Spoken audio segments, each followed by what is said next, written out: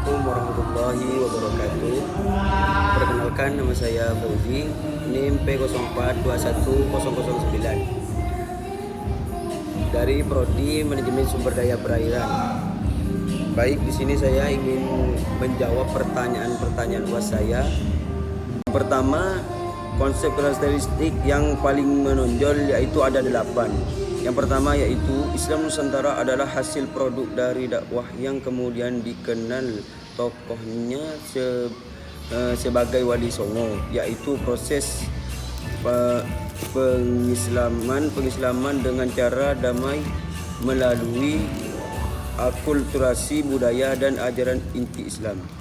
Karenanya Islam dapat berkembang dengan cepat tanpa kekerasan. Keadaan ini dinilai oleh pengkaji Islam Nusantara Anwar Ibrahim sebagai sebuah proses pengislaman yang terbaik. Yang kedua yaitu penganut Islam paham al-ma'hul husnah dengan watak moderat. Ini ciri yang menonjol dalam diri Islam Nusantara. Hal ini sangat bertolak belakang dengan cara berpikir Islam Timur Tengah. Dan yang ketiga yaitu para ulama atau masyarakat Islam Nusantara adalah memilih mazhab bukan sembarangan dan asal pilih. Selama ini yang dipilih atau dijadikan panutan adalah mereka yang mempunyai kapabilitas intelektual yang memadai dan teruji dalam sejarah sastra. Mereka yang mempunyai integritas, sosok ulama yang benar-benar independen sehingga hasil ijtihadnya merupakan hasil dari pengetahuan yang lengkap dan hati yang jernih, tanpa diintervensi kepentingan nafsu. Masyarakat Islam Nusantara dalam bidang fikih mengikuti salah satu mazhab fikih yaitu Hanafi, memiliki Hanafi dan Hambali. Namun demikian, yang paling populer dan yang diajarkan dalam menjadi pilihan favorit adalah mazhab Syafi'i. Sehingga wajar kitab-kitab literatur dalam lingkungan masyarakat dalam Nusantara didominasikan kitab-kitab mazhab Syafi'i. Dan yang keempat yaitu mayoritas masyarakat Islam Nusantara adalah pengamal ajaran tasawuf. Karena itu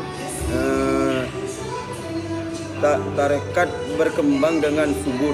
Tokoh-tokoh tasawuf yang menjadi panutan antara lain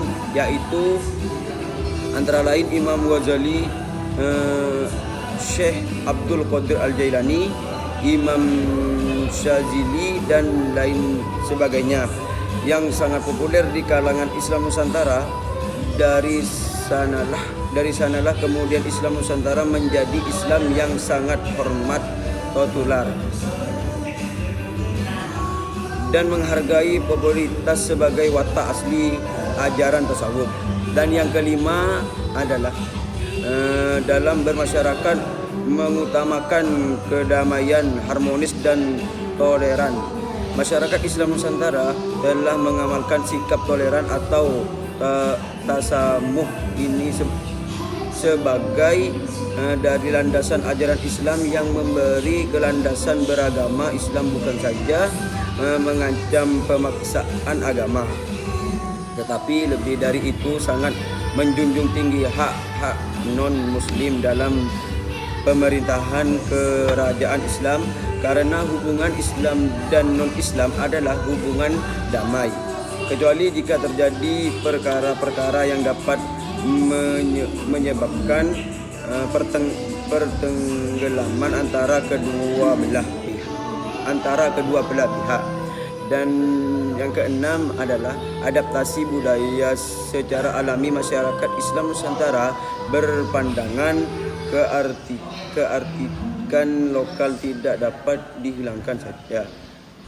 Ia perlu dilestarikan sebagai jati diri sebuah bangsa selama tidak bertentangan dengan syariat dan ini dibenarkan dalam Al-Quran. Baik, saya akan menjawab soal yang nomor 2, yaitu jelaskan pengertian Islam Nusantara secara sosiologis, historis, dan filosofis.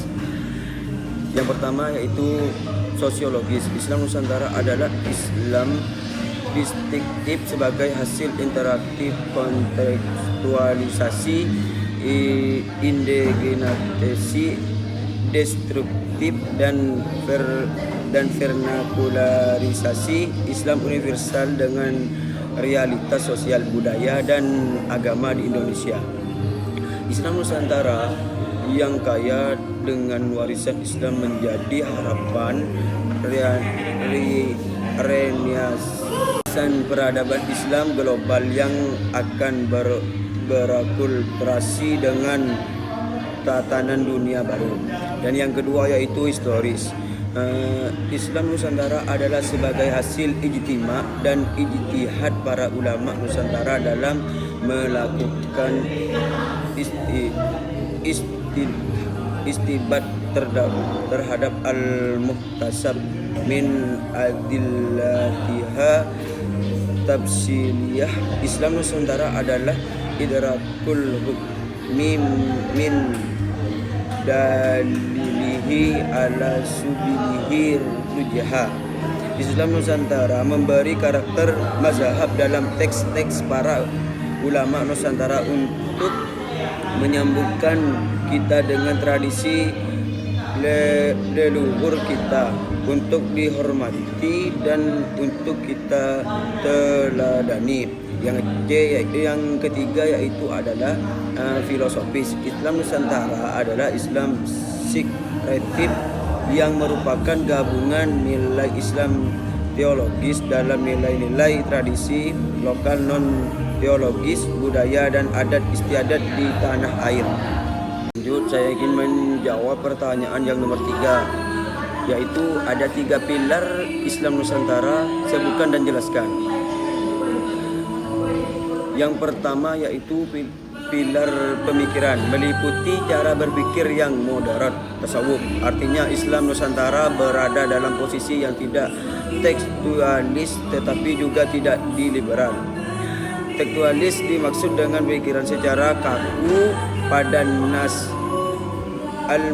al-jumud al-mangkulat sebagai yang terjadi pada kaum Wahabi di dalam memahami teks-teks Al-Quran.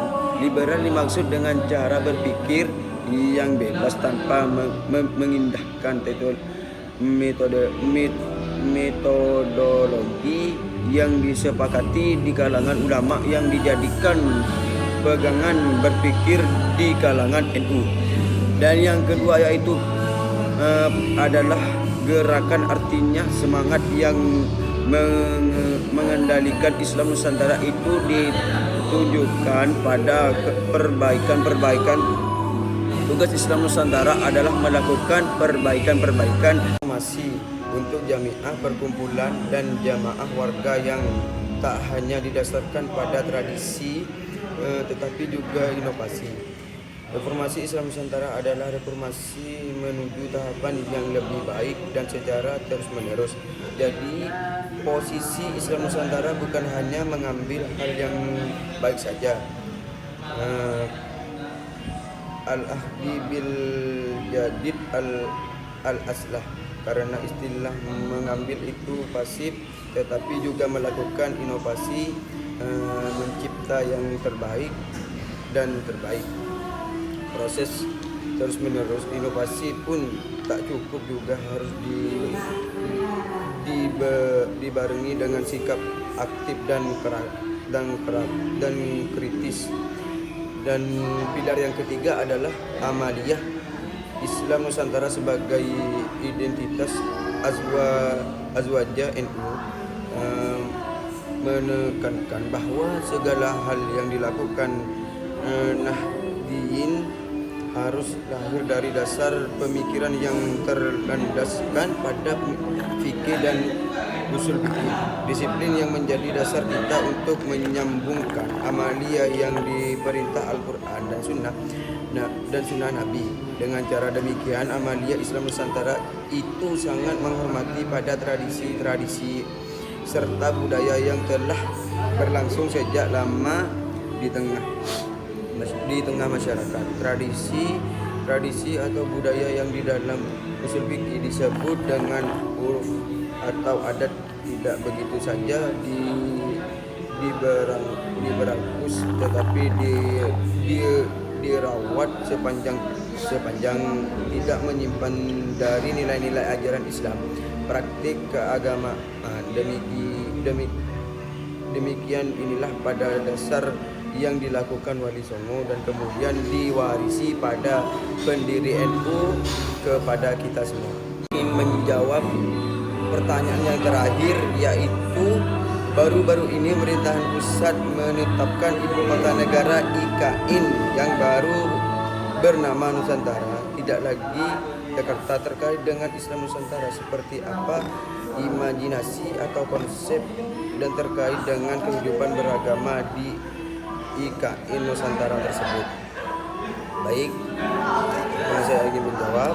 Pada intinya di Pulau Kalimantan banyak sekali keberagaman suku, baik suku Dayak, Melayu, Madura, Bugis, Banjar, Jawa dan lain-lain. Dan dari suku-suku tersebut beragam pula agama yang dianutnya. Maka bukanlah masalah yang besar untuk pemindahan ibu kota ke Kalimantan Timur, dikarenakan di Pulau Kalimantan sudah ada yang namanya saling toleransi dan saling menghargai, baik agama, suku dan adat istiadat yang ada di Pulau Kalimantan.